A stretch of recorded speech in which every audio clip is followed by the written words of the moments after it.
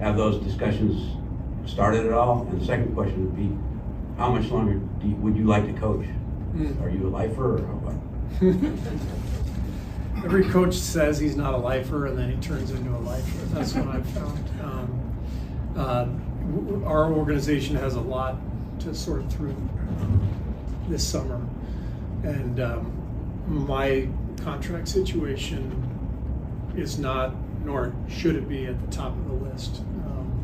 Right now, Bob's contract situation is number one, because that influences a lot of the player decisions that have to be made, contracts, draft, free agency. So, we will get to my stuff whenever that happens, and I'm in no rush for that. I love coaching these players. I love coaching the Warriors, love living in the Bay. But I'm also in the NBA, and all you have to do is look at your phone every day and see the next Hall of Fame coach that's fired. It's insane. I've never seen the league like this.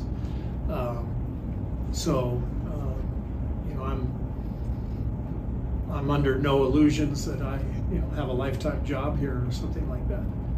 But I love what I do, and I hope to be coaching here for a long time, but you never know how things work out, so we'll see.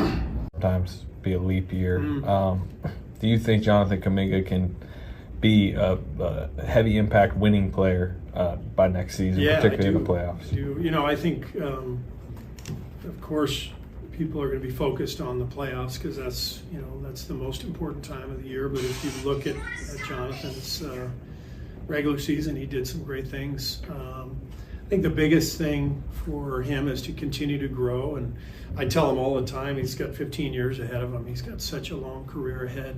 He's got a lot of ability, and he's just in the process of learning the NBA game. And he's 2 years in, and he's accumulated a lot of knowledge, but he's got a lot more to accumulate. And as long as he continues to work, which I know he will, he's a great kid. He wants to be great.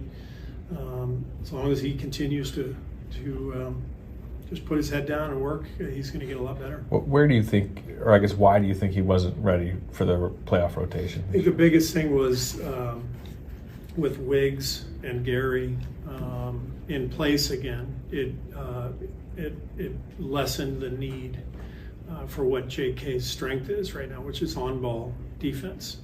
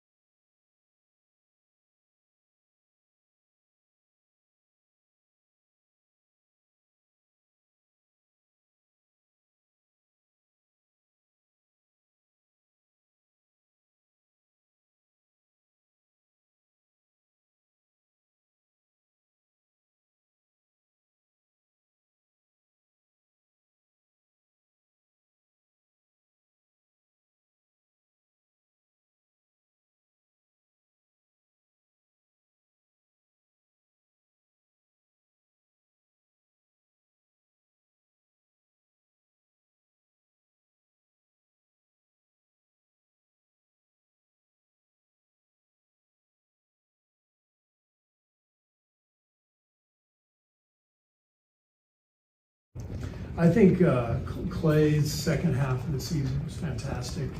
I know that things didn't end the way he had hoped in the playoffs, but I think there's a lot of things we can do as a team to help get better shots for each other next year that I think will help Klay. I think the biggest thing for Klay is to have a great offseason.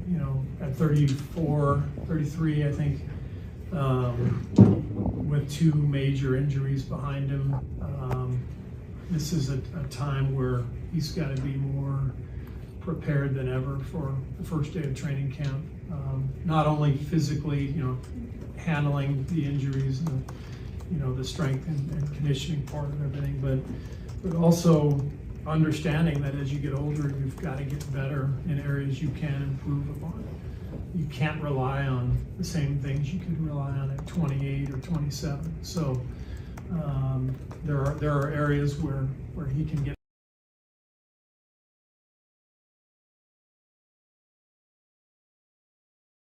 part of it, obviously.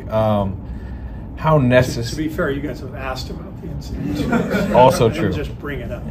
Yeah. And I'm about to ask about it again. No, I mean, he comes with a lot.